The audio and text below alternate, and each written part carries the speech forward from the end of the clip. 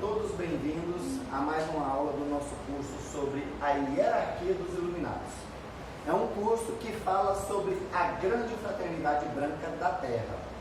Mas para que nós possamos falar sobre a grande fraternidade branca da Terra, ou seja, a hierarquia espiritual relativa ao nosso planeta Terra, é importante que nós também conheçamos de uma forma bem superficial, tá? A gente não vai aprofundar sobre toda a hierarquia universal, para que nós possamos compreender e fazer aquela ligação que é muito comum a gente falar, que tudo que é em cima é embaixo.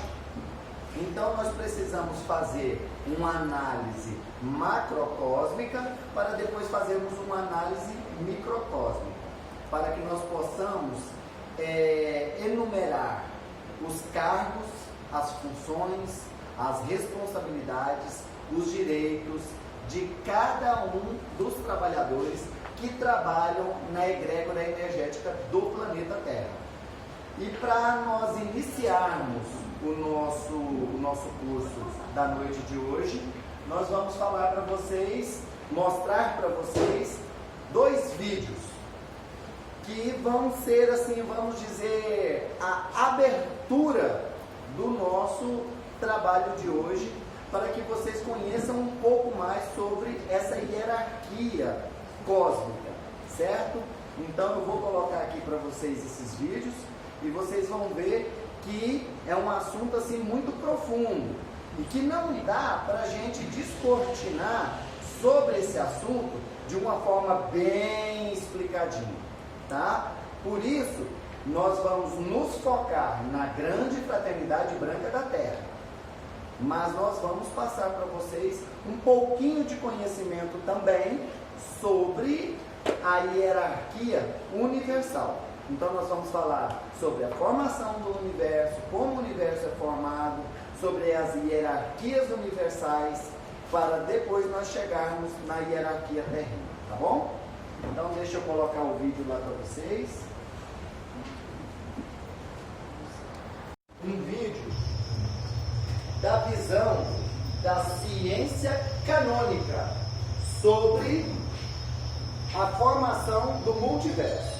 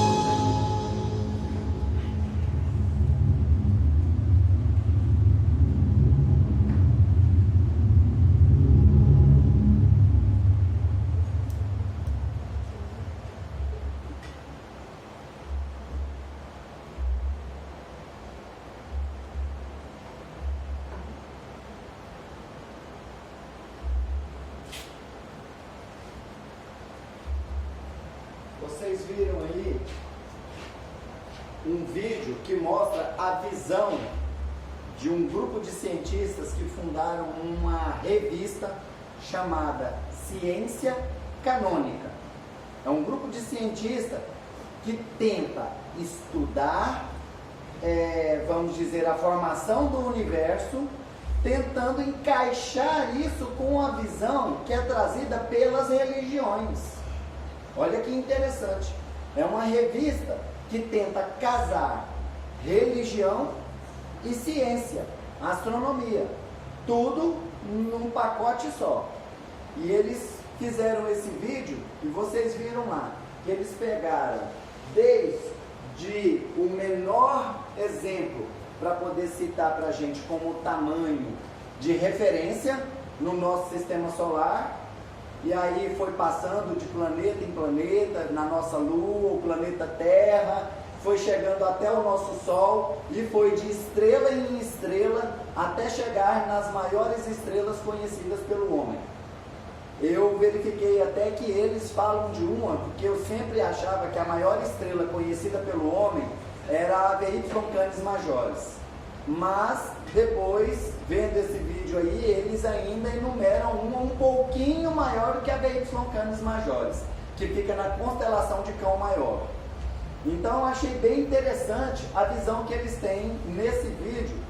E depois eles vão mostrando como é formado um cluster, como é formada uma nuvem, como é formado um quadrante galáctico, como é formada uma galáxia, depois a Cosmic Web, ou seja, a rede cósmica, que é formada por trilhões de galáxias, e depois forma o universo e entra num assunto que é muito polêmico e que nós vamos tratar dele hoje, o multiverso. E aí vocês veem que no finalzinho eles colocam o nosso universo como um globo, e ele faz parte de um multiverso com vários outros universos paralelos, próximos, e que inclusive eles citam bem claro no texto, com outras leis naturais completamente diferenciadas das nossas. Leis essas que podem ser de espaço, tempo, quantum de matéria, densidade material, tudo isso eles relatam nesse vídeo. E é um vídeo interessante que vocês podem fazer um estudo bem profundo do conteúdo dele mais adiante. Eu vou postar ele no grupo para que vocês tenham acesso a esse conteúdo e possam verificar por si mesmos, por si próprios, nos sites da NASA, nos sites de astronomia, para vocês verificarem que realmente faz sentido tudo isso que eles falam nesse vídeo, tá certo? Agora eu vou mostrar para vocês um videozinho também, bem pequeno, da visão universal da abertura do ciclo de palestras do livro de Urântia. Vocês vão ver como é a visão através do livro de Urântia, que, como eu já expliquei na nossa última aula, ele é um tipo de Bíblia pleiadiana. Então ele foi trazido para o planeta Terra através da conexão com os seres das Pleiades. Então ele traz uma visão pleiadiana da história do universo e também da história do planeta Terra. Da mesma forma que aqui no planeta Terra tem a visão científica da história do nosso planeta, a visão religiosa da história do nosso planeta, e inclusive essa visão religiosa, ela é dividida entre as mais diversas fontes religiosas que existem no planeta. Então, cada um fala que o planeta foi formado de uma forma. A visão judaico-cristã tem aquela visão de que o mundo foi feito em 7 dias, não é? E já tem outros que já vão falando do sopro de Brahma, como que foi formado o planeta Terra. Esta que eu vou mostrar para vocês agora, esse vídeo que eu vou mostrar para vocês, é a visão segundo o livro de Urântia, tá ok? Aí depois nós vamos falar um pouquinho a respeito desse conteúdo.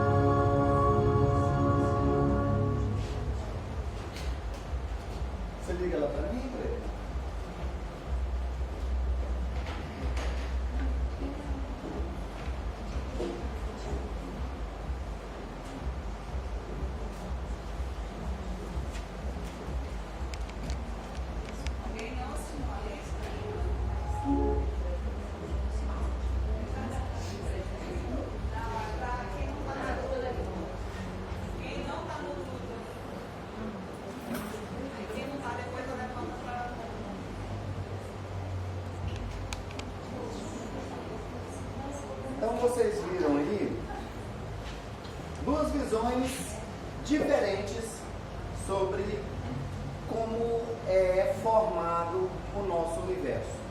Que na verdade ele não é apenas um universo, e sim um multiverso. Aí nós vamos mostrar para vocês a cosmologia segundo o livro de Urântia, a formação desse multiverso, como ele é formado, como que é a estrutura universal, a estrutura cósmica, de uma forma um pouco diferente da que vocês estão acostumados a ouvir falar, né? Nós temos aqui o grande universo. Esse grande universo, nós chamamos ele de multiverso, que lá na ciência canônica vocês viram que é tratado como sendo um multiverso, ou seja, é um grande universo composto de outros universos menores, certo? Então este grande universo, que nós chamamos de multiverso, ele é formado pela ilha paradisíaca, que é um local de plena luz, que é considerada a morada da divindade. Aí vocês perguntam, Deus? Sim, Deus, mas numa visão muito maior do que essa que nós temos aqui na Terra, do que essa visão que nós temos, que conhecemos como o Deus do nosso universo.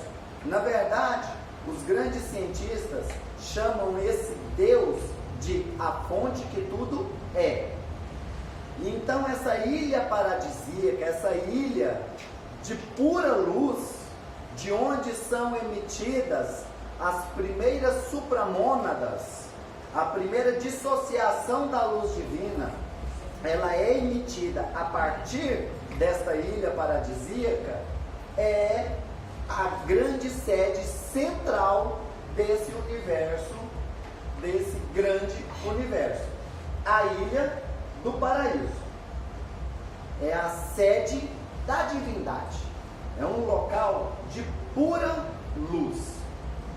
Essa ilha do paraíso, olha só que coisa mais linda, é o centro eterno do universo, é a morada da deidade, ou seja, a consciência multiversal, que a gente falava universal, hoje a gente vê que é uma consciência muito maior do que apenas universal. A morada dessa consciência é nessa ilha paradisíaca, nessa ilha do paraíso. É o centro de todo o multiverso. Em torno dessa ilha do paraíso existe um universo central, que vocês viram lá na abertura, chamado de Ravona. Esse universo central, chamado de Ravona, ele é formado por 1 bilhão de esferas, ou seja, de mundos superiores e felizes. Mundos perfeitos. Ele é formado por 1 bilhão de mundos perfeitos. É um universo que, vamos dizer assim, fica no entorno de Ravona. Esse universo, ele é composto por seres de altíssima hierarquia. Seres que são as primeiras essências divinas emanadas do todo, emanadas da luz divina, a nível de supramônadas. Então esses seres são os habitantes destes mundos, dessas 1 milhão de esferas perfeitas. Esses seres ficam nesses planetas para que deles eles possam fragmentar partes da sua luz para irem sendo distribuídas dentro dos superuniversos e dentro de todo este multiverso, dentro de toda a estrutura do multiverso. Então, este universo central chamado Ravona tem essa função.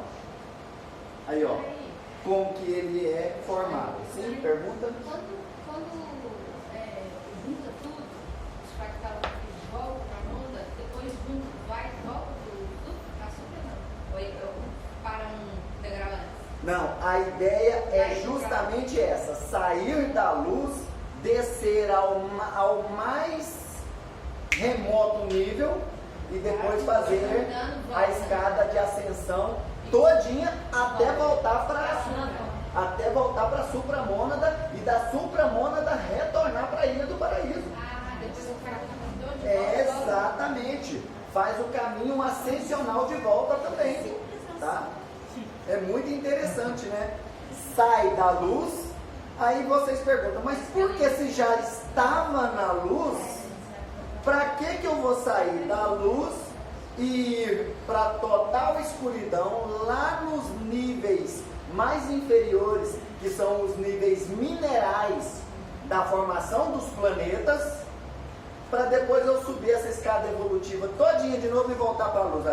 Ficava na luz, mas aí há a necessidade da experiência, há a necessidade de obter conhecimento pela própria vivência em todos os níveis de existência. Então, essa consciência macrocósmica, que nós chamamos de fonte de tudo o Deus Supremo, Criador de todas as coisas e do multiverso, ele não queria que todo o seu potencial de luz ficasse estagnado. Ele queria que tudo evoluísse. Como o multiverso também está em evolução. E inclusive eu estou lendo um livro atualmente, se chama A Origem das Confederações Estelares. Ele é do Rodrigo Romo, e lá ele já trata, que vocês vão ver aqui, que nós vamos falar de 7 superuniversos. Lá nesse livro ele já fala de 12. Ou seja, o universo, o multiverso também está em expansão. Como tudo está em evolução, tudo está em expansão. Tudo é movimento na criação. Então o movimento gera energia, essa energia gera evolução, gera crescimento. Então é por isso que eles saem da ilha paradisíaca e vão tendo suas experiências nos multiversos, em Ravonna e também em outros parâmetros que nós temos para comparar esse estágio de descida das mônadas e supramônadas. Daí, Sim? só falando uma coisa assim, uma vez o Akarion disse que a cada vez que a fonte emite e fragmenta, mais o que a gente entende de, como é que eu posso dizer, limites do universo é expandido. se expandem. Mas Exatamente. aí mundos são criados, não sei o quê. Mundos são criados, universos são criados. Inclusive o nosso universo, vocês vão verificar aqui, o nosso universo é um dos mais novos que tem. Ele faz parte do 7º superuniverso, né? Vocês vão ver aqui, e ele é um dos mais novos que tem. Ou seja, a criação continua acontecendo. E inclusive já tem estudos que garantem que está bem próximo de surgir um novo universo vizinho do nosso aqui. Já estão sendo, inclusive, levadas essências e consciências deste universo para a formação desse novo universo vizinho aqui. E, inclusive, esse processo de expansão é tão profundo e ele vem lá de cima até chegar embaixo, que nós já temos aí várias atividades em Júpiter que indicam que dentro de alguns anos, igual falam em anos, mas a gente acredita em milhares de anos, Júpiter vai acontecer uma espécie de combustão interior em Júpiter, vamos dizer assim, a união daqueles gases que tem lá, amônia e companhia limitada, vai juntar esse monte de gás, eles vão entrar num estado de fusão e vão começar a gerar luz. E aí Júpiter vai se tornar um segundo sol do nosso sistema solar. O nosso sistema solar, que hoje nós já sabemos que ele é binário, mas ele é binário por quê? Porque tem o nosso Sol aqui, Hélios, né? E tem uma estrela irmã que é escura e que há uma ligação planetária entre essas duas estrelas. Mas essa outra estrela, ela não consegue ser nem localizada pelos telescópios. Como que os cientistas analisam a possibilidade da existência dela? Por causa do eixo gravitacional dela. Eles sabem que tem alguma coisa, um campo de gravidade, num determinado local que puxa os planetas, puxa a luz para lá. Então isso indica que há essa estrela lá. É bem interessante a gente ver isso aí, né? Então a gente vê aqui, ó, bem explicadinho, como que é, aqui por uma imagem um pouco mais afastada, como é Ravona, como é esse universo central de Ravona. Fica a ilha paradisíaca no meio, a ilha do paraíso no meio, e Ravona em volta, que tem 1 bilhão de esferas habitadas, olha só, de inimaginável beleza e grandiosidade. Sim? Mas daí, se elas já estão em Ravona, esses fractais eles são vão lá para baixo. Se eles já estão lá, eles já não têm a experiência? Ou Não. é aí que vem aquele meu caso, são criados simples e ignorantes? Não, na verdade é o seguinte, a fragmentação, vamos dizer, da ilha paradisíaca para Ravona, de Ravona a fragmentação para os superuniversos, dos superuniversos à fragmentação para os universos locais, dos universos locais à fragmentação para as galáxias, das galáxias à fragmentação para os sistemas solares, dos sistemas solares à fragmentação para os planetas, chegando ao planeta aí fragmenta nos seus mais diversos níveis e reinos para poder iniciar a sua caminhada. Então eles vão subindo e vão se reintegrando aos seus, vamos dizer assim, os seus eus superiores, os seus pontos de consciência centrais em cada reino, eles vão se reunificando e ascendendo. E é um processo tão interessante porque esses mundos perfeitos aqui de Ravona, eles recebem tanto seres que estão saindo da luz para descer na sua descendência, como também recebe seres que já estão ascendendo e que estão voltando para a luz. Mas em Ravona são apenas espíritos de altíssima envergadura. Então eles até deixam bem claro que jamais um ser humano da Terra, de Urântia, teria a possibilidade de habitar um desses mundos. Atualmente não. Daqui a bilhões, trilhões de anos, quem sabe? Mas um ser humano daqui da Terra fala assim, não, vamos pegar ele e vamos levar para uma esfera lá de Ravona. Impossível. Impossível. E, inclusive, dentro dos textos que eu estudei, fala que a consciência continuaria existindo. Porque muita gente diz, ele desintegraria. Não desintegraria. A consciência continuaria existindo, mas completamente estática. De tão forte que a energia é. Então, há esse processo de descida e de subida, ou seja, tem aqueles que estão descendo, porque é um fluxo contínuo, é um entra e sai contínuo de energia que sai da fonte que tudo é e energia que retorna para a fonte que tudo é, tá?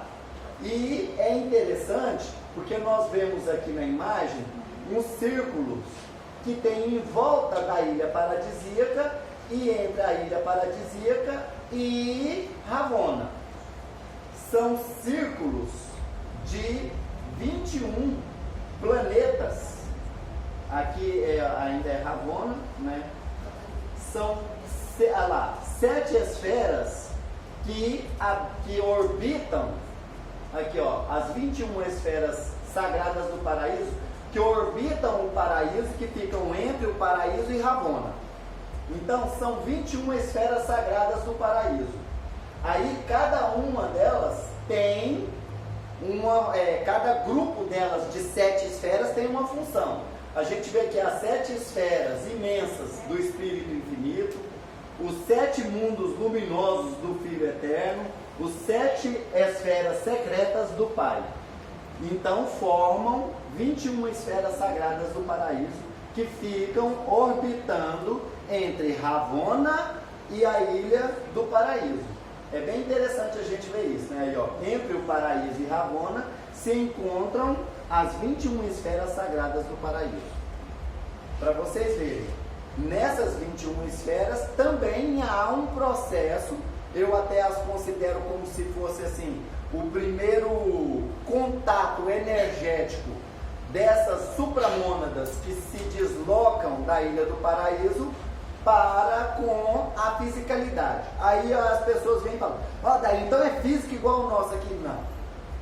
Falo fisicalidade, mas em níveis de frequência diferenciados dos nossos. É igual a gente sempre fala aqui com relação aos extraterrestres. Por que os extraterrestres não são físicos? Eles são físicos, têm corpos, são encarnados. Porém, eles vibram numa frequência diferente da nossa. Por isso eles não são físicos. Agora, se eles quiserem baixar a frequência vibratória deles, eles podem se manifestar fisicamente também. Basta que eles abaixem a frequência vibratória deles. Certinho? Então vocês viram aí o universo central Ravona, né? Bem explicadinho aí. Esse paraíso seria Shantar? Oi? Esse paraíso seria Shantar? Olha, a capital da ilha paradisíaca se chama Shantar. A capital da ilha do paraíso se chama Shantar. Essa ilha, pensa, é algo tão complexo, é uma ilha de luz. E essa ilha de luz tem uma capital, que se chama Shantar. E isso aí eu indico para quem tem interesse em estudar com mais profundidade sobre esse assunto, para ler o livro Cosmogênese de Shantar, do Rodrigo Romo. Ele explica isso bem detalhadamente, é bem interessante isso, viu? Sim. Baixam. E inclusive é um dos grandes problemas que eles sentem, porque a nossa atmosfera é pesada para eles, mas principalmente a nossa psicosfera. A Sheliana, ela sempre fala através da Mônica de Medeiros que um dos maiores obstáculos que eles têm para se manifestarem aqui no planeta Terra é a nossa psicosfera, que é muito pesada. Então eles têm que baixar o padrão vibratório deles. Por isso que a grande maioria das canalizações que acontecem, eles estão na nave e eles fazem a canalização através dos instrumentos da nave. Desce um raio da nave, se conecta com o chakra coronário do médium e o médium faz a canalização. A Sheliana mesmo, ela sempre fala, muitas vezes a Mônica fala, a Sheliana não está aqui, ela está na nave. Né? Então isso acontece muito aqui também com o Acário, né, Juliano? O Acário, ele é consciência, né? Porque ele é tipo uma rede, né? Ele é rede neural. Uma rede neural, né? Acontece com os outros. Certo. Pois é. E o bom é que a gente vai olhando... os outros representantes. Né? Não, mas aí você falou que eu lembrei. Quando a gente entrou na 12ª camada, ele teve que descer com o corpo físico. Aí era mais complicado pra gente, tinha que regular a frequência dele. Isso, eu lembro que era super complicado, que ele tinha que baixar o tônus vibratório dele, porque teve um dia que ele sempre vinha para se comunicar conosco com o tônus vibratório em 10%. Aí um dia, não sei o que deu na cabeça dele, que ele veio com 25%, não foi? Ele veio com o tônus vibratório dele em 25%, só que o médium passando mal, e gente dando crise, aí ele caiu a ficha. Me desculpem. É porque alguém... Vou baixar meu tônus Você não sabe, mas é porque alguém que não está aqui hoje olhou para ele e achou ele meio mongol, retardado. É? Aí ele captou tudo que a pessoa estava falando, né? Achou que ele era... Virou para ela e falou, porque eu estou em 10%, porque vocês não vão aguentar meu nível. Ainda falou assim, quer ver? Eu vou aumentar para 25%. O corpo físico dele é oitava dimensão. Oitava dimensão, né? Pois é, pensa, ele tem um corpo físico de oitava dimensão. Então, para vocês verem o quanto é complexo isso, né? Então, a gente vai ver aqui a respeito da estrutura do multiverso. Um resumo para vocês de como é formado esse multiverso. Esse grande universo, ele é formado por 7 superuniversos. Olha só, 7 superuniversos. Esses 7 superuniversos são formados, cada um deles, por 10 setores maiores. O que indica que no multiverso tem 70 setores maiores. Vou explicar cada um desses para vocês. Cada superuniverso é formado por 1000 setores menores, que dá um total de 7.000 setores menores no multiverso. 100.000 universos locais. Aí sim, gente, nós estamos falando do nosso universo aqui. Que dá, olha só, 700.000 universos locais. Vocês viram lá aquela hora que formou uma bolinha do nosso universo, aquele monte de bolinhas lá? Pois é, aquilo ali, tá aí, ó, 700.000 universos locais. 10 milhões de constelações, 70 milhões de constelações, 1 bilhão de sistemas, 7 bilhões de sistemas, 1 trilhão de planetas habitáveis, 7 trilhões de planetas habitáveis. Essa é a estrutura do multiverso, do nosso grande universo. Para vocês verem o quanto é gigantesca a criação. E aí, nós vemos aqui, nós vamos estudar um pouquinho sobre a divisão administrativa dos superuniversos. Porque nós já sabemos que nós temos aqui a ilha paradisíaca, nós temos Ravonna em torno dela, e nós temos em torno de Ravonna 7 superuniversos. Mas como é a estrutura de cada um desses 7 superuniversos? Aí nós pegamos um como exemplo para poder falar. Nós temos aqui um superuniverso que ele é formado por sistemas maiores. Esses sistemas maiores são formados por sistemas menores. Esses sistemas menores são formados por constelações. Essas constelações são formadas por universos locais. Esses universos locais são formados por sistemas de galáxias e planetários até chegar em Urântia, no nosso planetinha. Para vocês verem o quanto é complexo isso, né? E vocês viram aqui no slide anterior como é a estrutura de um superuniverso. Olha só, ele tem 10 setores maiores que são divididos em 1000 setores menores. Esses 1000 setores menores são divididos em 1000 universos locais, que são divididos em 10 milhões de constelações, que são divididas em 1 bilhão de sistemas, que são divididos em 1 trilhão de planetas habitáveis. Para vocês verem o quanto é complexo, o quanto é grande isso tudo, né? E aí você vai ver como que isso é colocado a níveis espaciais do universo, o total da criação conhecida. Olha que interessante, vocês veem aí o universo central, a Ilha do Paraíso, os 7 superuniversos, e aí vem o que é interessante, espaços de vácuo entre outros níveis de existência conhecidos como espaço exterior. Ou seja, o multiverso acaba nisso que a gente vai estudar aqui? Não! Ainda tem muita coisa que não é conhecida, nem pelos pleiadianos, que, como eu disse para vocês, o livro de Urântia é uma bíblia, uma espécie de bíblia pleiadiana. Nem os pleiadianos têm acesso ao conhecimento do que está aqui nesse espaço exterior. Nem eles têm conhecimento.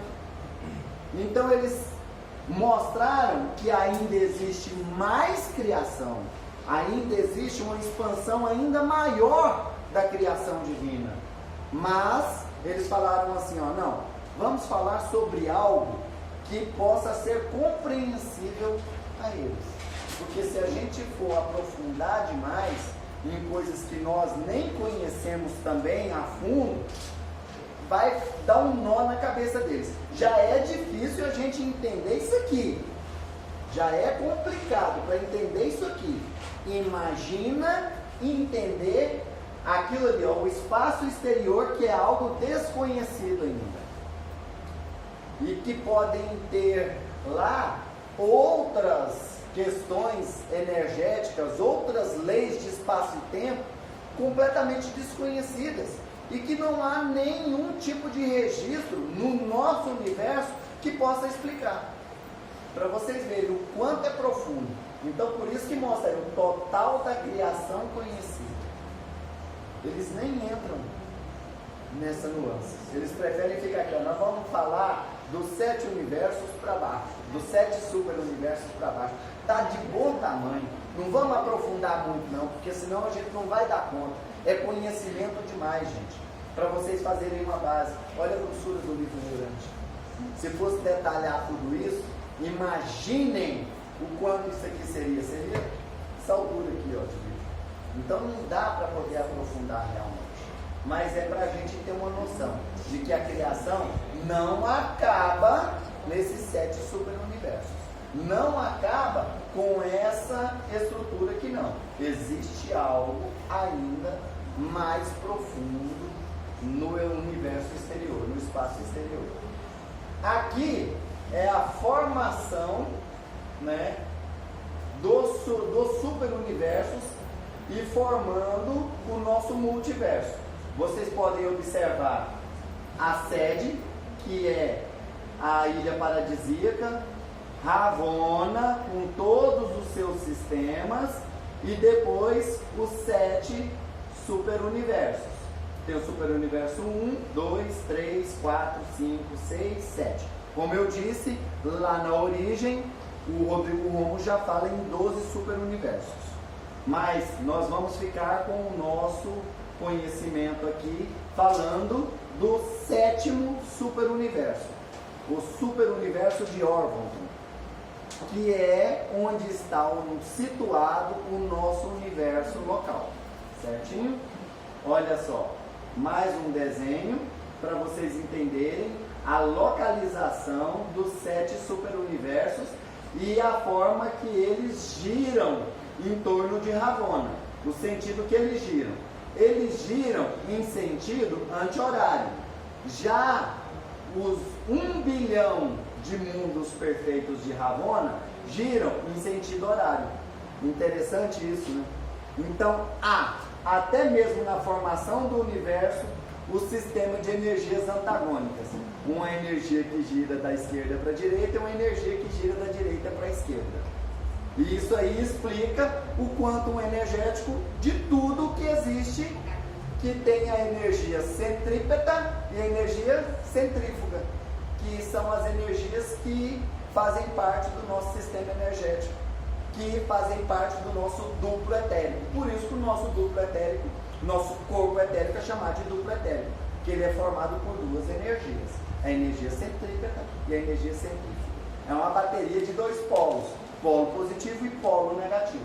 Até na formação do multiverso existe essa questão da dualidade. E isso é que vai ser interessante, porque aqui, nesse nível, ainda não existe dualidade a nível de consciências. Na questão das supramônadas, ainda não houve a fragmentação para níveis de dualidade. Essa fragmentação para níveis de dualidade, ela só vai começar a existir quando chega no superuniverso. Aqui ainda não há dualidade. São, como falou, consciências perfeitas. Então não tem esse negócio de positivo e negativo, é tudo uno, é tudo completo. Para vocês verem. Então é muito interessante, né? Olha só, girando em sentido anti-horário estão os 7 superuniversos. E Ravonna girando no sentido horário. aqui mais uma forma para vocês entenderem esse processo, como que é a Ilha do Paraíso, Ravonna e os 7 superuniversos em volta, cada um deles com as suas leis, cada um deles com os seus sistemas maiores, os seus sistemas menores, os seus universos locais, seus conjuntos de galáxias, tudo aqui em cada um deles. E cada um deles tem leis próprias para a evolução dos seres também, para a matéria, para a energia, cada um deles. Não quer dizer que o mesmo sistema evolutivo que tem nesse aqui vai ter lá no Orvonton, que é o nosso super-universo. De forma alguma.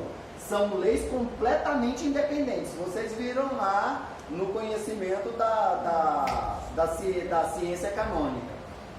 São leis completamente diferentes no multiverso. Certinho? Sim? A dualidade tem só em nosso universo, super-universo? Não, aí cada super-universo desse aqui tem um plano de dualidade. Cada super-universo tem um plano de dualidade. Porque a ideia da experiência é justamente fazer essa divisão para a energia dual vindo para os universos. Daqui de Ravonna para os superuniversos, aí há uma fragmentação em energia positiva e energia negativa. E aí vocês vão ver aqui uma coisa que eu até falei para o Ricardinho, que eu queria que ele tivesse aqui hoje. Ele vai conhecer o verdadeiro anticristo hoje. Né? Olha só. Então, vamos voltar lá e vamos falar um pouquinho sobre esse universo que nós chamamos de superuniverso, que é o superuniverso de Orvonton. O superuniverso de Orvonton, ele é formado, como vocês viram lá atrás, vamos pegar aqui, ó, ele é formado por 100 mil universos locais. Eu quero deixar bem claro para vocês que essa é uma estimativa. Por quê? Porque eles estão em expansão, não estão? Então, a todo instante são formados novos universos. Como eu falei que estão sendo formados também novos superuniversos. Né?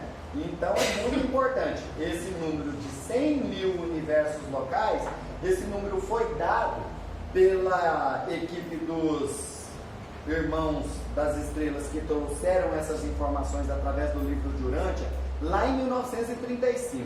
Ou seja, de 1935 para cá, já houve uma mudança muito grande. De 7 superuniversos, nós já estamos falando em 12 superuniversos. Para vocês verem que se for parar para pensar em linha de tempo terrestre, é até um tempo curto. Não é muita coisa não dá 100 anos, né? E já tem 5 superuniversos a mais. Por quê? Porque as leis de espaço e tempo não são as mesmas que tem aqui no nosso sistema, no nosso planeta. Então, 100 anos aqui na Terra podem ter passado trilhões de anos em outros locais. Por isso é que a gente sempre vê muitos doutrinadores, como por exemplo o Rodrigo Romo, falar que a Guerra de Órion aconteceu há milhões de anos, mas que se nós formos analisar pela linha temporal terrestre, ela ainda está acontecendo. Para vocês verem. E que inclusive ele fala que se formos analisar a níveis de tempo de outros planetas, de outros sistemas, a Guerra de Órion ainda vai acontecer daqui a 400 mil anos no futuro, porque são linhas de tempo completamente diferentes. Então é algo muito importante que a gente tem que bater nessa tecla para vocês, que nós não podemos nos fixar a questões de tempo. Falar assim, quantos milhões, quantos bilhões de anos? a gente dá essas datas como pontos de referência, porque não dá para fazer uma cronologia exata embasada na nossa linha temporal. A gente pira o cabeção se a gente for tentar, porque a questão de tempo e espaço linear é só aqui na Terra. Eu tenho certeza que em Júpiter já é um sistema diferenciado. Fora do nosso sistema solar, um sistema mais diferenciado ainda. Então, jamais devemos nos apegar a datas, tá bom? É muito importante a gente deixar isso claro para vocês. Não se apeguem a datas, certo? Porque senão a gente cozinha o cérebro mesmo. É um conhecimento que faz bagunça mesmo. Aí o que acontece, gente? Nós temos, dentro dos 7 superuniversos, o 7º superuniverso, que é Orvon. Ele fica entre o primeiro superuniverso e o 6º superuniverso. É o 7º superuniverso, que é onde está localizado o nosso universo local. O nosso universo local, ele é chamado... O nosso universo local, ele é chamado Nebadon? de Nebadon, né? Procurando aqui, aqui ó. O universo local é da ordem dos Micaéis e tem sob sua administração 10 milhões de planetas habitados. Pensa, a ordem dos Micaéis. Aí a gente já vai falar de filhos paradisíacos, né? Nós já vamos falar de seres que estão na ordem já da dualidade. E aí a gente entra na questão da dualidade do Cristo e do anticristo. Ah, então quer dizer que é um bom e outro ruim? Não. É uma energia positiva e outra energia negativa, que trabalham a energia da dualidade. É yin e yang, alto e baixo, gordo e magro, escuro e claro, luz e treva. Tudo tem que haver nesse nível a dualidade, o complemento para poder manifestar a sua existência. Porque como que você vai compreender a luz se não houver a escuridão? Como você vai compreender o que é alto se não existe o baixo? Como você vai compreender o que é gordo se não existe o magro como referência? Então você precisa ter um ponto de referência antagônico. E aí é criada a imagem do anticristo. O nosso superuniverso, ele é formado por um filho paradisíaco, cujo nome ele é até interessante.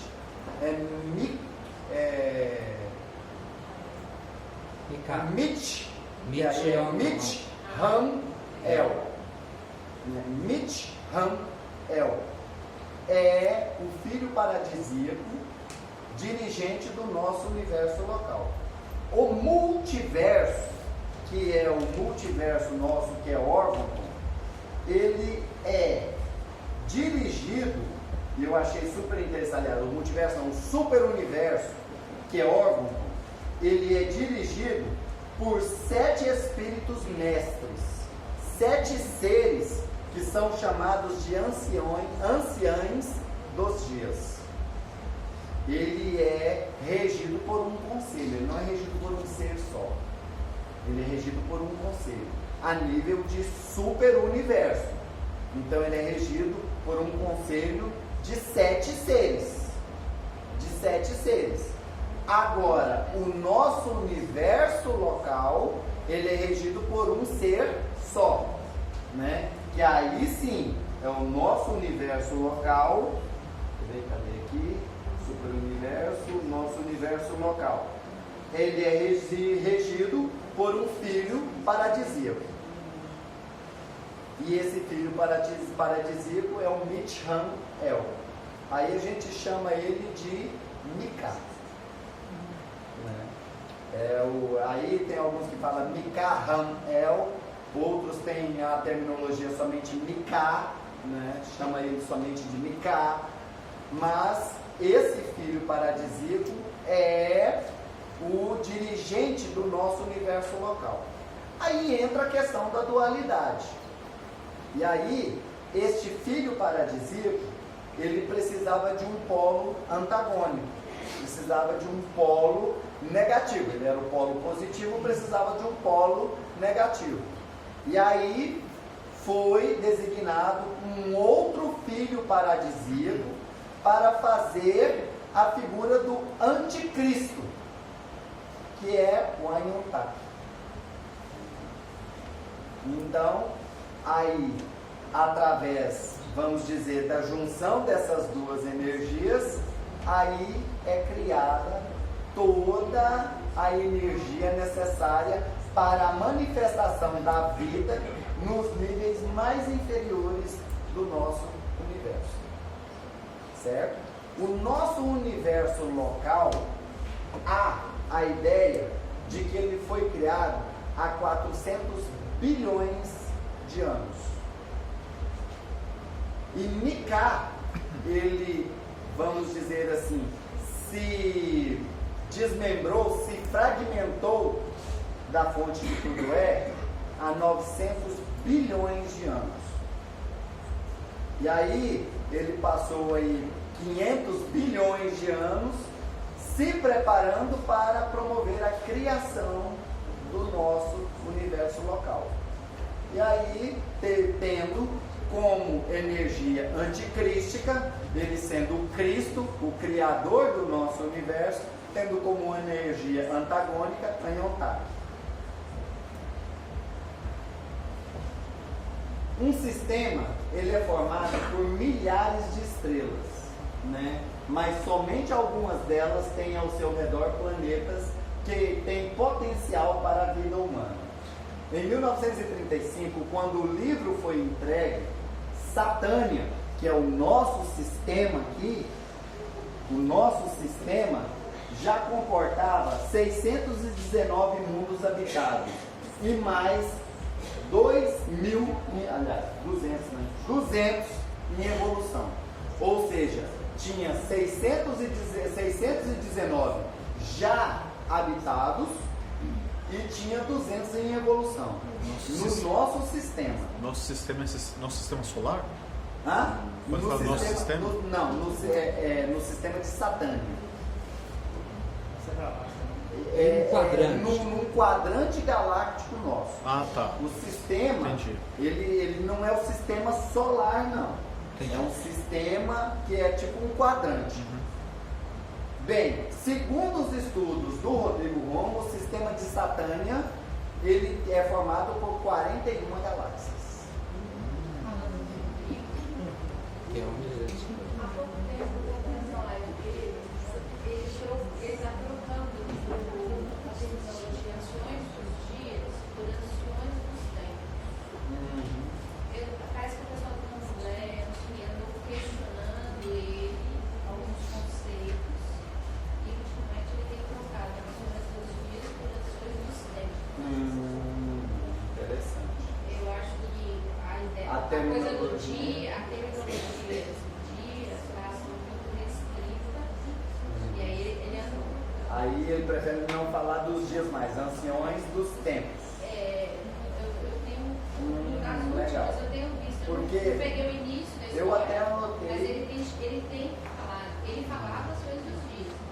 Vamos ver no próximo curso se ele vai colocar dias ou tempos. É porque eu achei interessante aqui, né? Igual, por exemplo, eu até fiz uma colinha aqui, eu coloquei a Ilha do Paraíso é a morada da deidade, ou seja, a fonte que tudo é quem comanda a Ilha do Paraíso, né? Ravona são os eternos dos dias, que são os dirigentes daqueles 1 bilhão de mundos de Ravona, ou 1 bilhão de esferas, ou seja, tem 1 bilhão de eternos dos dias dirigindo aqueles planetas, né?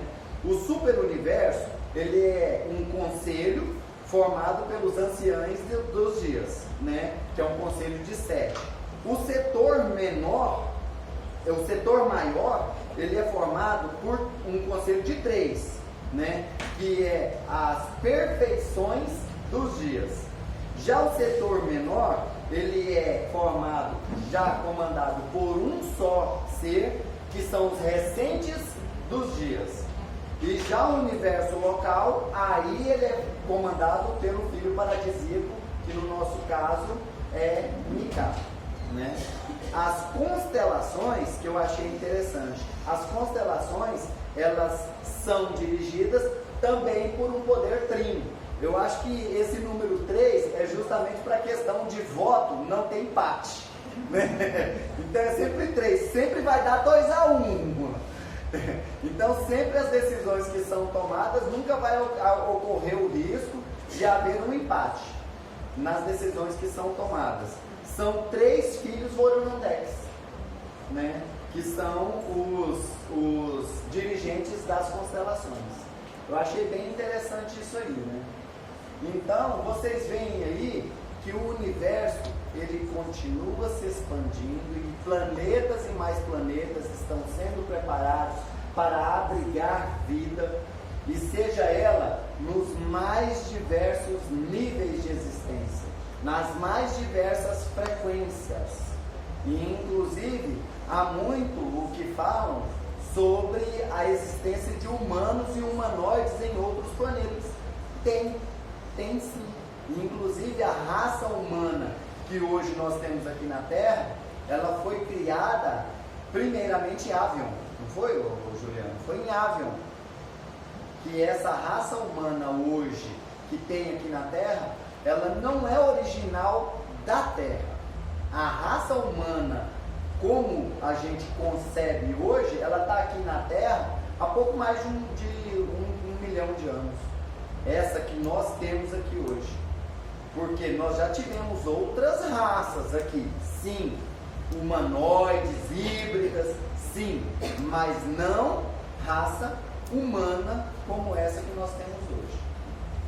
É bem interessante a gente ver. Nós já estamos na 7ª sub-raça da 5ª raça raiz e já estamos recebendo os primeiros membros da primeira sub-raça da 6ª raça raiz, né? Que são as nossas crianças índigos e cristais que estão pintando por aí. Olha só, constelações e galáxias. As constelações, elas são formadas, como vocês viram lá, por N estrelas. São formadas por milhares de estrelas.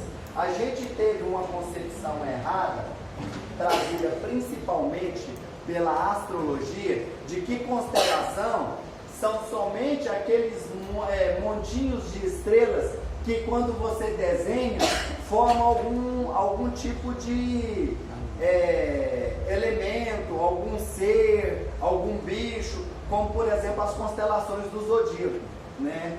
A constelação de Sagitário, de Escorpião, também tem as que envolvem as pessoas, como por exemplo a de Órion, que tem o formato de Órion, né? As constelações aí, a gente vai entendendo que constelação, para o conhecimento mais profundo, é algo muito maior do que simplesmente esse desenho que a gente forma no céu.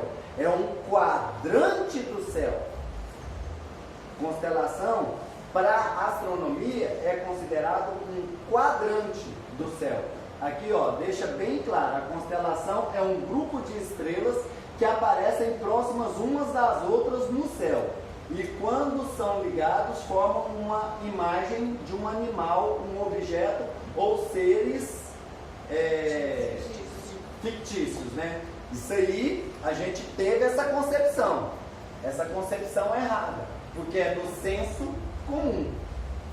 Mas os cientistas, eles foram aprofundando e vendo que constelação é o coletivo de estrelas. Então não quer dizer que seja só aquele desenho formado lá, não.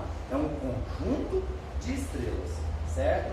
Então a gente tem aqui, ó, neste conceito astronômico, pertencem a uma constelação não somente estrelas, mas também os mundos que pertencem a esse quadrante do céu. E geralmente esses mundos orbitam estrelas. Então, a gente vê aí que, na verdade, pode acontecer de um mundo ou uma estrela que é considerada de uma determinada constelação estar bem longe daquela constelação, se nós formos verificar pelo senso comum, a falar a constelação de Sagitário, então tem aquele conjunto de estrelas lá. Pode ser que naquela constelação ali tem uma estrela que faz parte daquele quadrante, mas não tem nada a ver com aquela constelação, conhecendo como o que nós conhecemos aqui, pelo senso comum. Então é algo que a gente para analisar e ver que é algo bem mais complexo do que simplesmente a gente riscar pontinhos no céu e fazer os desenhos lá, né? Olha só, constelação e galáxia.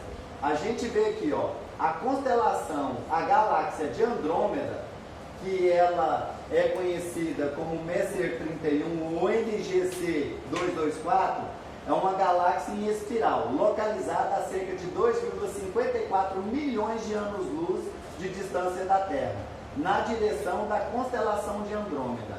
É a galáxia espiral mais próxima da Via Láctea, e o seu nome é derivado da constelação onde está situada, que por sua vez tem o seu nome derivado da princesa da mitológica Andrômeda.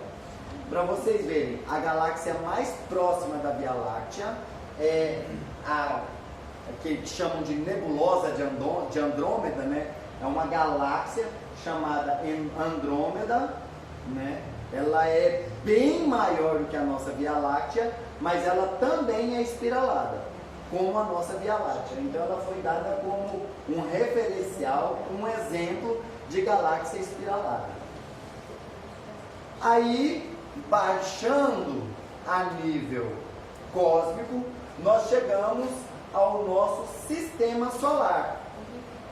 O nosso sistema solar, que como ele, aqui ó, o nosso sistema solar, funcionando como atualmente, tem 3 bilhões de anos e foi registrado em nosso universo local com o nome de Monmancha. Eu achei engraçado, tem gente que chama de Monmacha, tem gente que chama de Monmancha, mas eu conheço como Monmancha, né? Olha só, que interessante. E o que é interessante a gente parar para analisar, que eles deixam bem claro, funcionando como atualmente é, ou seja, o nosso sistema solar já foi diferente, bem diferente do que ele é hoje.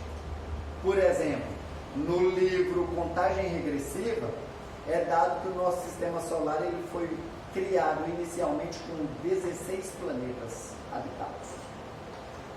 Ele tinha 16 planetas e não somente esses que são relatados hoje. E inclusive, lá nesse livro, eles deixam bem claro que alguns planetas que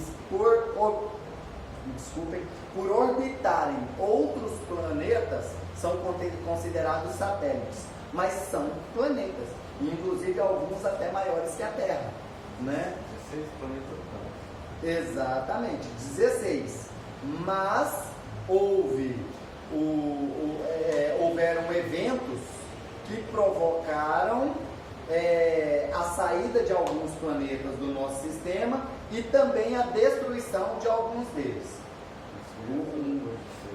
Oi? Isso foi antes ou depois de ser... Esses planetas que foram destruídos? Não, eles foram destruídos dentro do sistema. Por isso que hoje nós temos os cinturões de asteroides dentro do nosso sistema solar. Nós temos 2 cinturões de asteroides. Temos o cinturão interior e temos o cinturão exterior. Falando foi antes ou depois de ser lá, um planeta óbvio? Que não tem conhecimento sobre isso. Qualquer pergunta, não dá para ouvir. Eu não estou entendendo a sua pergunta. Antes ou depois de ser igual à Terra. De ser igual.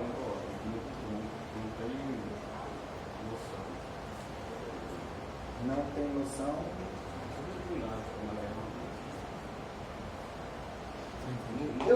estou O planeta entendendo. fala isso, que a Terra é um planeta desligado do sistema, né? Ah, não, ele é um planeta de exclusão, é um planeta de exílio. E Esses planetas existiam antes e depois dessa explosão. da Terra entrar em quarentena?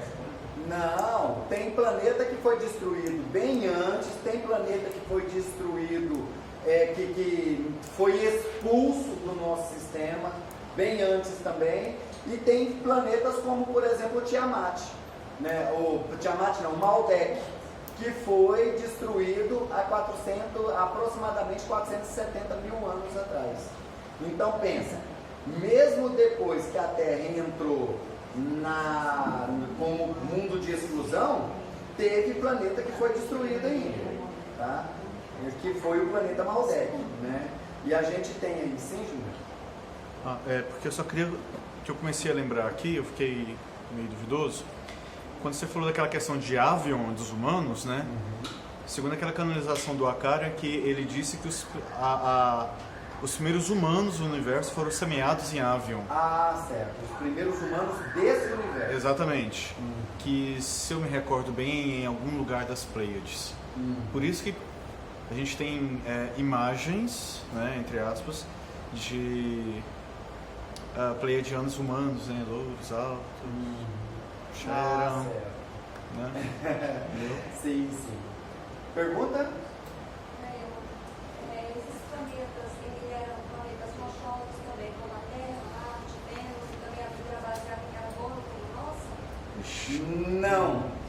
Porque cada planeta tem a sua formação. Por exemplo, Júpiter não tem formação rochosa. Não, ele é gás. Ele é gasoso, né? Então, cada planeta tem a sua formação. Agora, o que eu posso dizer para você sobre a formação desses planetas é que, por exemplo, vou pegar o exemplo do Maldek. O Maldek, sim, era um planeta rochoso, igual a Terra. Tanto que ele foi destruído por explosões nucleares que foram provocadas no seu centro e provocou a destruição do planeta, e hoje os restos dele formam aquele cinturão de asteroides que se coloca entre Marte e Júpiter, que faz uma divisão energética no nosso sistema solar, dividindo os planetas interiores, os planetas internos, dos planetas exteriores, da órbita exterior. Os restos de Maldek provam que ele era um planeta rochoso. O cinturão de asteroides externos, eu acho que é o de Kepler, né, que é o externo, não é? Ele prova que outros planetas que também foram destruídos também eram rochosos, porque afinal tem os restos deles lá, que são aqueles asteroides que estão lá. Alguns falam assim, não, mas tem muito asteroide ali que foi atraído pela, como é que chama, a gravidade do Sol, e eles se juntaram naquele cinturão. Concordo, pode ter acontecido também, mas ele não foi formado só disso, só de asteroides que foram atraídos. Ele também é formado por restos de planetas que foram destruídos antes da configuração do nosso sistema ficar desse jeito aqui, certo? Então a gente tem pouco conhecimento sobre a matéria desses planetas e se a vida lá era a base de carbono. Eu acho que não, porque no nosso sistema solar, o único planeta que comporta vida à base de carbono é a Terra. Os outros, nenhum deles comporta vida à base de carbono. Pode comportar outras vidas, claro, são habitados. Já foi a própria Sheliana, deixa bem claro que eles são todos habitados. Ela fala exceto Plutão, porque Plutão é considerado planeta prisão, né? Mas é habitado, tem gente lá. É o planeta prisão, tem gente lá, né? Alguém tá Porque aí ele é chamado hoje de planeta anão, né? É considerado planeta anão. E inclusive está cada vez mais se afastando do Sol, né? Tá fazendo uma órbita cada vez mais aberta em relação ao Sol. Então, a forma de vida em cada um desses planetas é completamente diferente. Então, é impossível a gente achar que um ser que vive à base de carbono como nós, vamos poder habitar Vênus, por exemplo. De forma alguma, não nesses corpos.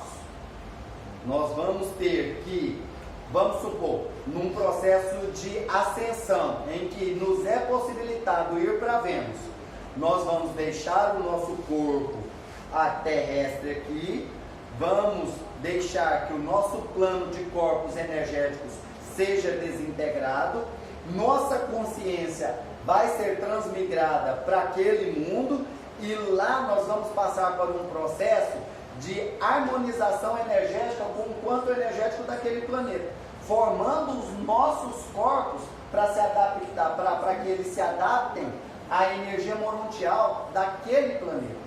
Então, como seres que estão vindo agora, por exemplo, das Pleiades, e eles estão passando por esse processo aqui na Terra, estão sendo formados os seus corpos morontiais aqui na Terra, da energia morontial do nosso planeta, esses seres que vão sair daqui da Terra e vão para Vênus, por exemplo, ou vão para Marte, por exemplo, eles têm que formar um novo sistema de corpos de lá. E só Deus sabe como que é o sistema lá.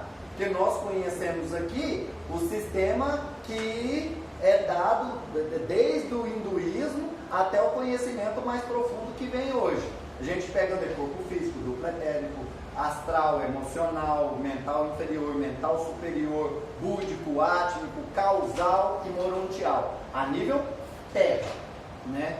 Porque aí nós já estamos estudando dentro do método ascensional Voronandek, nós já estamos estudando 32 corpos, ou seja, já estamos estudando corpos que vão além da energia morontial do planeta Terra. Tá ok? Mas Vênus é como se fosse um planeta baixado, não, porque lá o estufa Não. Vênus é um planeta regenerado. O que ela perguntou? Que Vênus é um planeta rebaixado por causa da atmosfera de lá, que a atmosfera de lá... a estufa é arrasador. Exatamente, mas na terceira dimensão. Em outras dimensões, Vênus é um paraíso. O Sol. Exatamente. Tem gente lá. Exatamente. Vênus, na terceira dimensão, é essa caixa de marimbondo mesmo. E, inclusive, naquele filme que a gente assistiu na última aula, fala que a terceira dimensão de Vênus foi destruída pelos próprios venusianos, não foi? Pois é, então a terceira dimensão de Vênus, destruída. Mas e as outras dimensões? Como nós temos aqui também na Terra em outras dimensões, temos vida em outras dimensões, temos cidades astrais em vários níveis dimensionais, em várias dimensões. Nós temos nosso lar, que está ligada à misericórdia divina, então ela está localizada numa camada umbralina intermediária. E nós temos a Ruanda, que está ligada à justiça divina e está numa camada astral bem superior, a ponto de que os habitantes de nosso lar, quando veem a Ruanda como uma estrela. Tanto que eles chamam a Ruanda de estrela de Aruanda. Tanto que há uma diferença vibracional entre as duas cidades. E isso pode acontecer em Vênus. E inclusive Vênus, hoje, segundo os estudos que a gente faz dentro do conhecimento da grande fraternidade branca, a vida lá vibra em 8ª e 9ª dimensão. Não é nem quinta, igual a gente está aqui pelejando para ir para a quinta. Lá vibra em 8ª e 9ª dimensão. Tanto que quando os Kumaras vieram para a Terra, eles eram seres de 9ª dimensão. Sim? Olha, os processos lá, porque eles ainda têm corpos.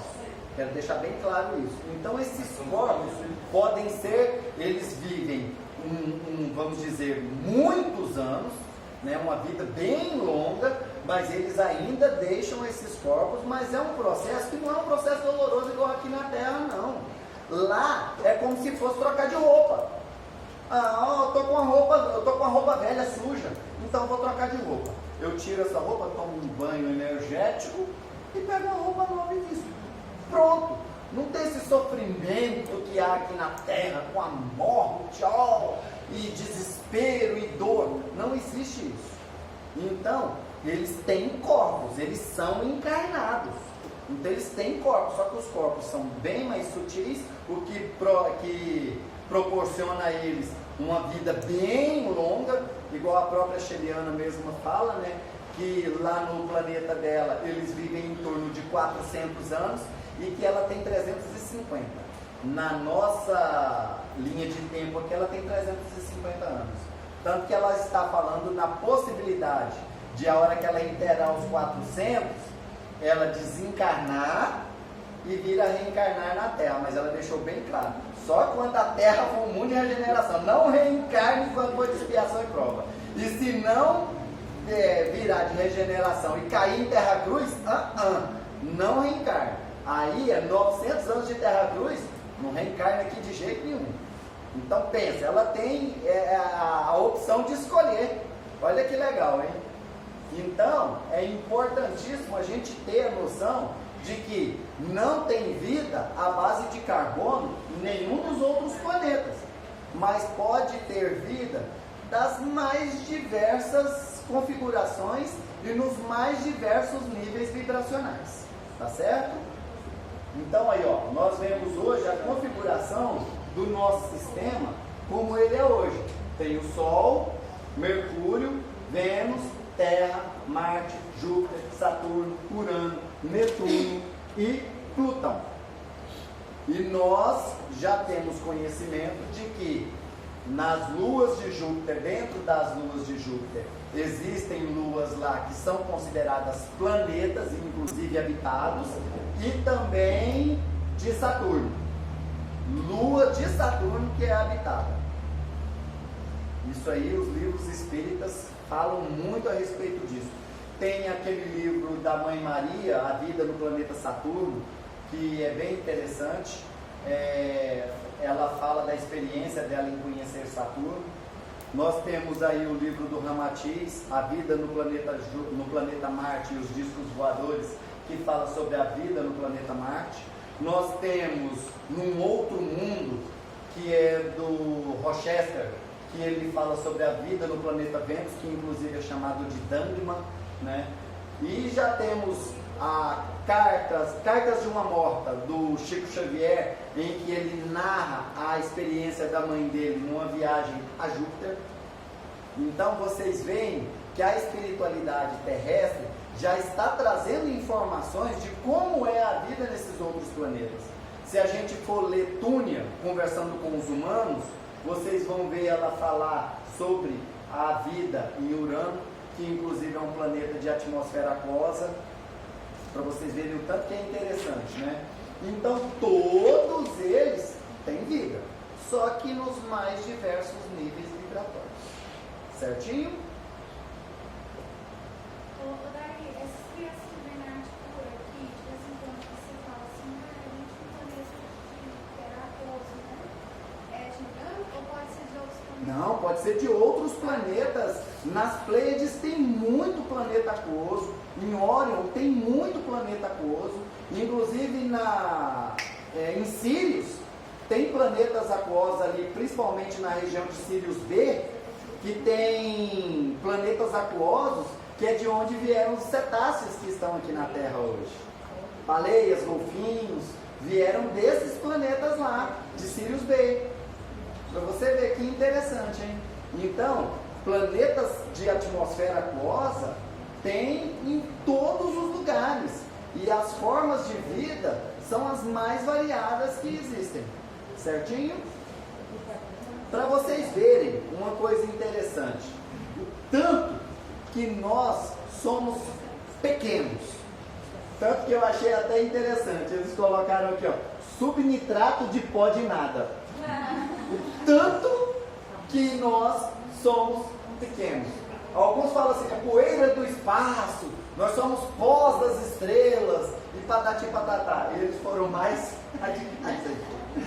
Falaram que nós somos o subnitrato do pó de nada. Urântia. O nosso planeta, tanto que ele é pequenininho, tanto que ele é muito pequeno. E ele faz parte do braço de Órion. A nossa galáxia, a Milky Way, né, a Via Láctea, ela tem 6 braços. E dentro de um desses braços, que é considerado o braço de Órion, porque é o berço da constelação de Órion, vamos dizer assim, e esse braço de Órion puxou esse nome justamente porque o Império de Órion, ele foi um dos maiores que já existiram na nossa galáxia. E belicoso, povo brigão, encrenqueiro. Então, eles foram assim muito conquistadores, eles conquistaram planetas em toda a galáxia. O braço, então, eles tomaram conta de todo aquele braço ali da galáxia. Então, ficou sendo conhecido como o braço de Órion. Certinho? E o nosso sistema solar faz parte do braço de Órion. E o nosso planetinha Urântia faz parte desse sistema solar. Certinho? Olha aí. Urântia. Aí algumas pessoas vão virar. Daí, você fala Urântia, Urântia, Urântia, Urântia.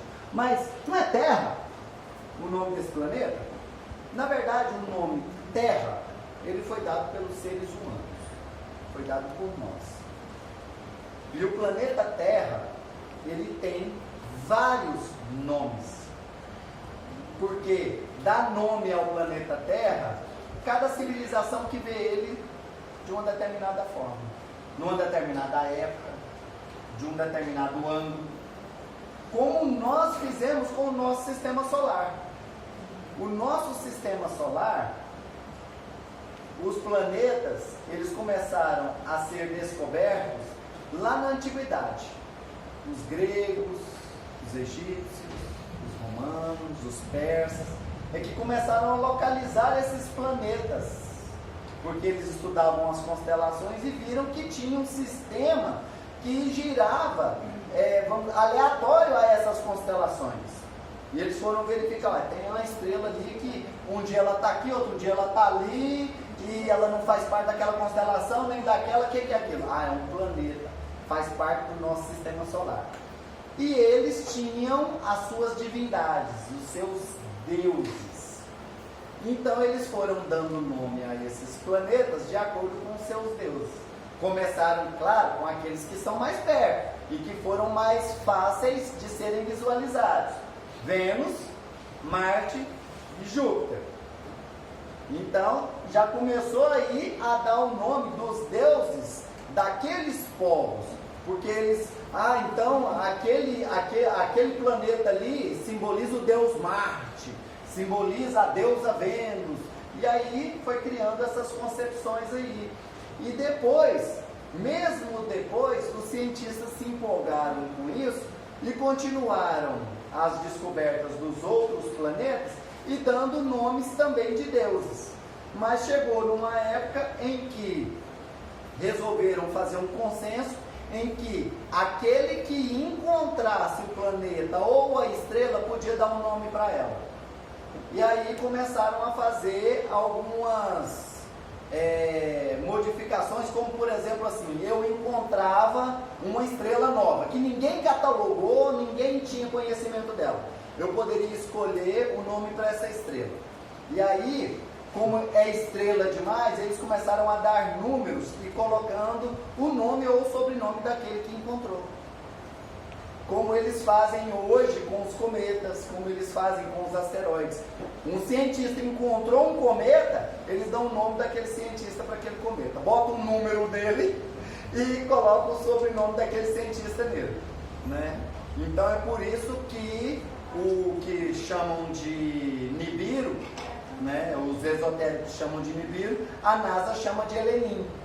Elenin tem um número lá, 2010/11, alguma coisa assim, né, que foi a data de quando ele foi descoberto e algo ligado ao nome de quem descobriu ele, né, de quem conseguiu localizá-lo no sistema. Então, a Terra, esse nome Terra, ele é completamente errado para o nosso planeta. O nosso planeta, tudo bem, o núcleo dele não vamos discutir, mas a superfície dele, 70% é água. Então tinha que ser planeta água, né? Mas aí o homem, por viver nas frações de terra e não nas de água, é o planeta Terra. Ótimo. E deram nomes para os outros planetas de acordo com o seu entendimento da época, né? Como eu falei para vocês, tem planeta que, por exemplo, vamos pegar o planeta Vênus aqui, no livro Num Outro Mundo, ele é chamado de Dangma. Então lá não são venusianos, são dangmarianos. E assim é com a Terra também. Cada civilização que visitou a Terra dava um nome. Cada povo que pôs o pé aqui dava um nome no planeta Terra. Então hoje nós podemos ver que o nosso planeta pode ser chamado de Terra, de Gaia, de Shan, de Tiamat, de Urântia. Então, ele pode ter vários nomes, de acordo com a visão de cada povo que habitou aqui. Por exemplo, os nibiruanos, que são os Anunnakis, eles chamam a Terra de Tiamat. Já os Pleiadianos, que é da turma aí do Astacheran e Companhia Limitada, chama a Terra de planeta Shan. Já essa equipe que veio trazer o ensinamento do livro de Urântia lá em 1935, chamou o planeta Terra de Urântia. Então, é aquela situação, cada um que olha para mim vai me chamar por um nome. Lá no meu trabalho, pessoal, eles nem me chamam pelo nome, me chamam pela minha graduação. Já minha esposa me chama de amor, meu bem, meu amor.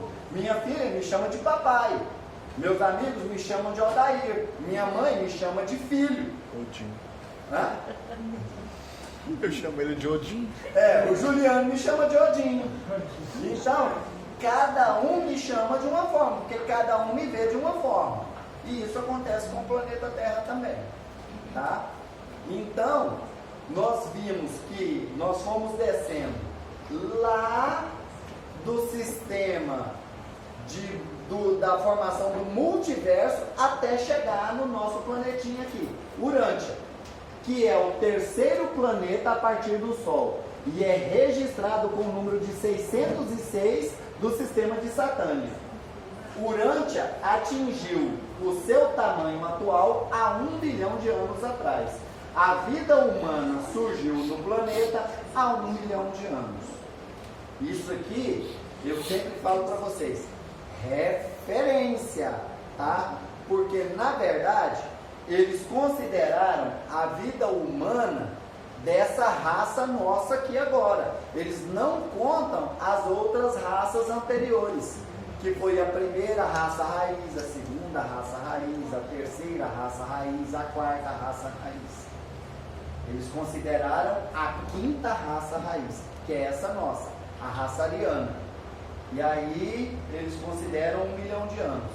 E nós temos a concepção de que não é nem essa data aqui, de acordo com a visão dada pela grande fraternidade branca, que é onde nós vamos nos aprofundar através do estudo da hierarquia do nosso planeta.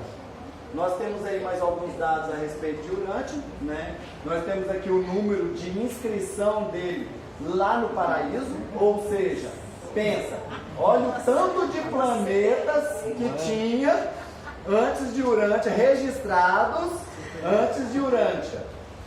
E aí ele se situa no sistema de Satânia, na constelação de Norlatiadec, no universo local de Nebadon, no superuniverso de Orvonton.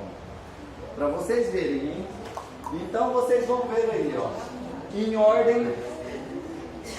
ordem crescente, como que é esse sistema de expansão de conhecimento da cosmogênese de Shantar. O nosso planeta é Urântia, Gaia, Tiamat, Shan, Terra. Nosso planeta, ele é um de número 606 e tem aproximadamente 30 bilhões de habitantes humanos vivendo no nosso planeta. Se for analisar todas as consciências, é difícil até de contar, gente. Porque tem consciência ainda no reino mineral. Então não dá para contar. Mas a nível humano, 30 bilhões de habitantes, aproximadamente, entre encarnados e desencarnados. O nosso sistema solar é chamado, que a Sareu aqui, Monomantia, na verdade é Monumantia, foi composto originalmente por 16 planetas e hoje conta com 12. Aí fala, mas 12 não é só aqueles 8 e mais o Plutão que é planeta não? Não, é porque eu expliquei. Tem lua de Júpiter e lua de Saturno que são consideradas como planetas, porque são habitados, certinho? O quadrante onde se localiza o nosso sistema solar é o braço de Órion, devido à constelação de Órion pertencer a este braço da galáxia. Expliquei direitinho, né? O braço de Órion é onde fica o nosso sistema solar. A constelação, olha só, é a constelação de Nor-Latiadeq, com cerca de 100 planetas habitados. E isso eu estou falando a nível de terceira dimensão, porque em outras dimensões todos são habitados. Tem existência em todos os planetas. Deus não ia criar um planeta para deixar ele lá só de brinde, não. Então tem vida nele, claro, em sistemas de vibração diferenciados. A nossa galáxia é a Via Láctea.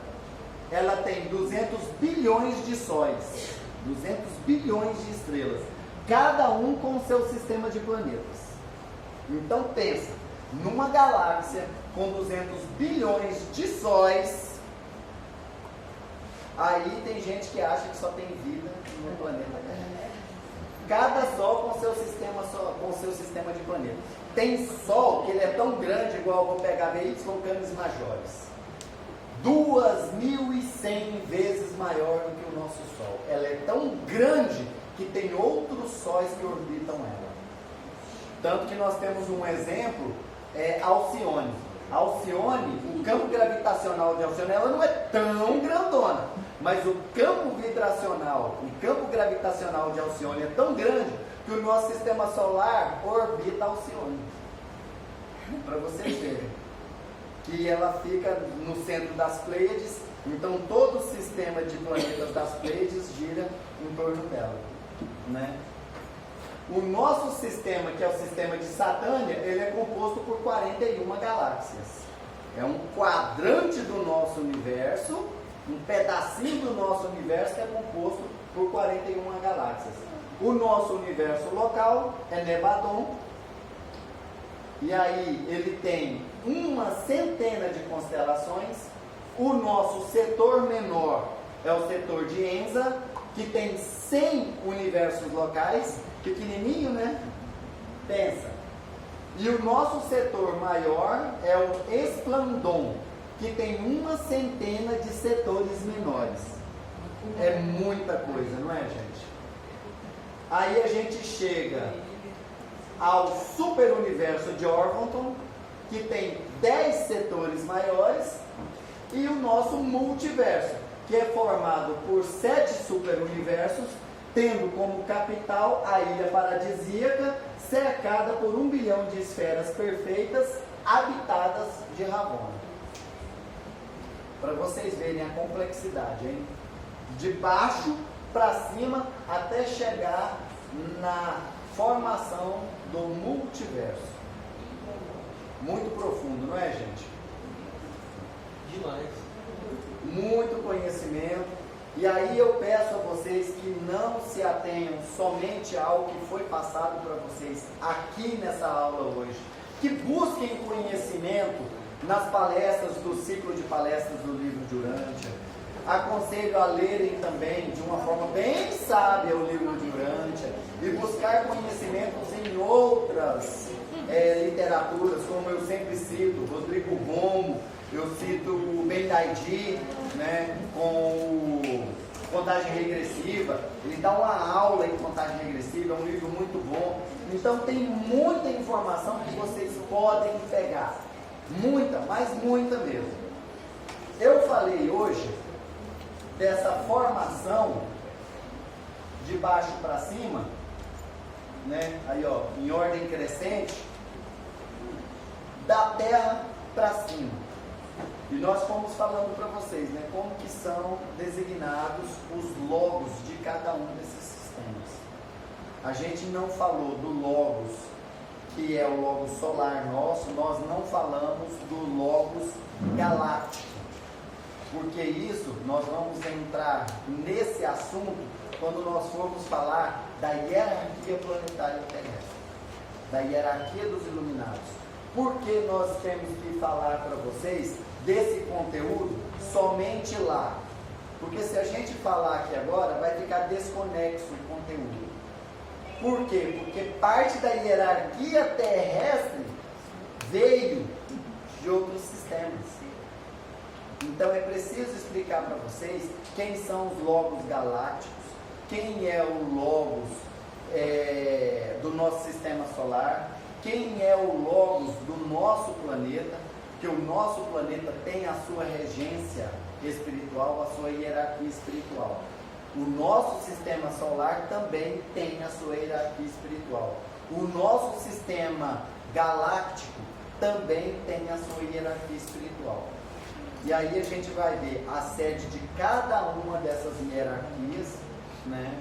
Que igual, por exemplo, a hierarquia terrestre é em Shambhala, a hierarquia do nosso sistema solar é dentro do nosso Sol, e a hierarquia galáctica no que a gente chama de núcleo galáctico, no bojo galáctico, que a gente costumou chamar de Sol central da nossa galáxia, que é Alfa e Ômega.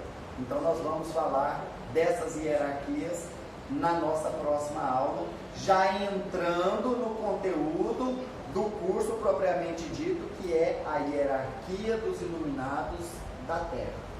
E para podermos falar sobre a hierarquia dos iluminados, nós vamos falar para vocês um pouco da história do nosso planeta, a história do planeta Terra. Nós vamos contar um pouquinho dessa história para vocês.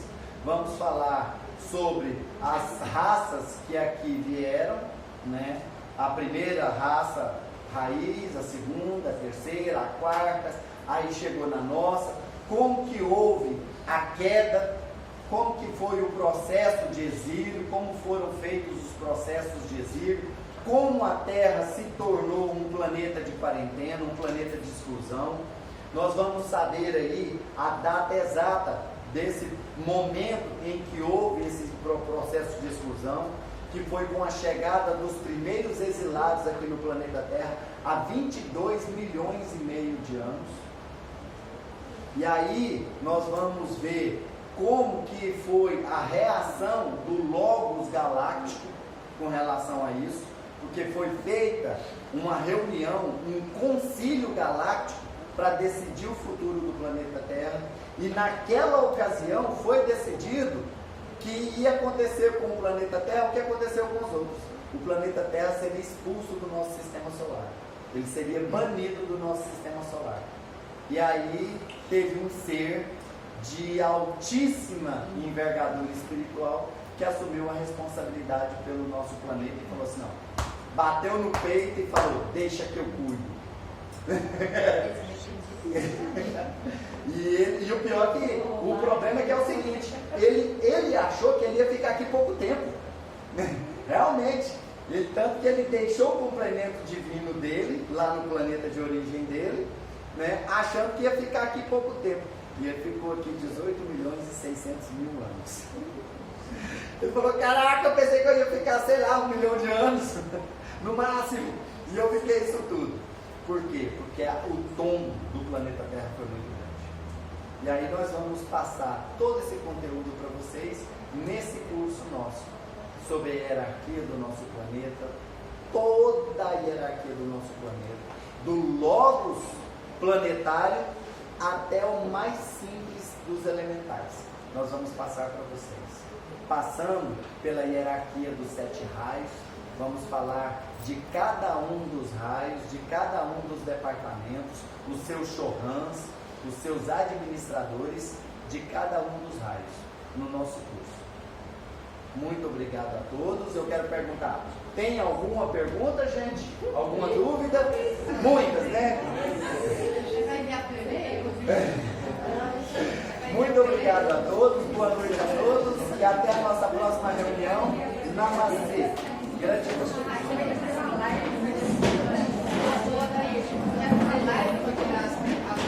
Tirar as dúvidas, né? A Mônica agora está Aqui tá aparecendo